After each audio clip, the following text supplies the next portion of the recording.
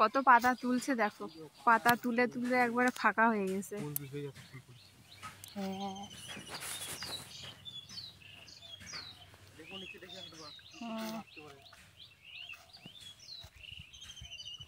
নিবা পদ্ম পাতায় বড় পাতাটা ভাত খাবো আজকে। হ্যাঁ এগুলা ফুলই তুলছে।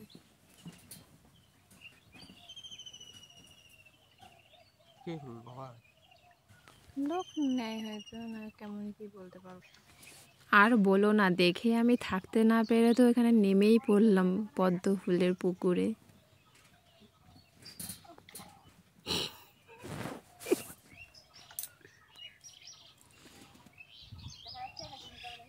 দেখা যাবে না ওটা,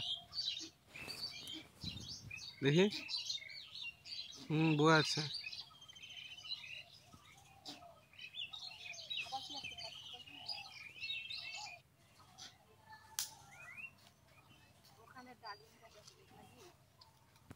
তারপরে তো এখন যাব আরও জায়গায়, মানে আজকে সকালে হাঁটতে বেরিয়েছিলাম, তখন এত সুন্দর, মানে এই সাইডটা তো আসাই হয়নি, তো অনেকে দেখতাম যে সবজি টবজি তুলে নিয়ে যেত এখান থেকে।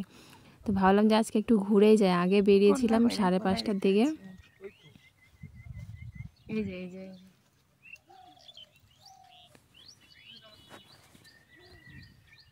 এত করলা কি হবে?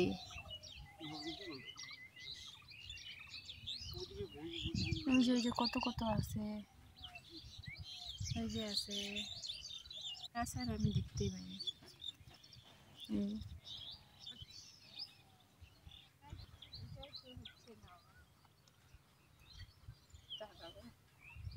অন্ধকার হয়ে যাচ্ছে না।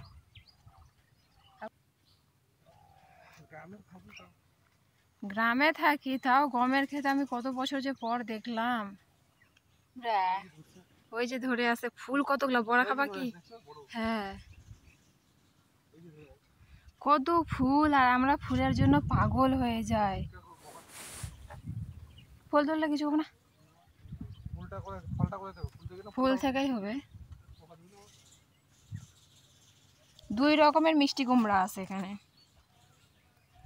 এই যে দেখো, এটা আলাদা প্যাটার্নের। হ্যাঁ আর এটা দেখবা না, এটা পাকে গেছে। আর এটাকে আমার হাজবেন্ড বলছিল বাঙ্গি হয়। দেখতে পাচ্ছে মিষ্টি কুমড়ার জমি আর বলছে যে বাঙ্গি। আর আমি তো এখানে গম তুলেও খেতে লেগে গেছি, এতদিন পর দেখতে পেয়েছি গমের ক্ষেত। আর কি, বাড়ি আসার সময় কয়েকটা কল্লা নিয়ে নিয়েছি, আর কল্লা তো সেরকম আমার হাজব্যান্ড খায় না, তো আমি 5-6টা নিয়েছি, 6টা কল্লা নিয়েছি। নিয়ে এখন এটা বাড়িতে আমি যাই ভাজা করে খাবো। আর তার সাথেও নিয়েছি আমি কয়েকটা কাঁচা লঙ্কা, যেহেতু গাছ থেকে দেখে আমার আর লোভ সামলাতে পারছিল না সবজিগুলো দেখে, তাই আমি নিয়েছি কয়েকটা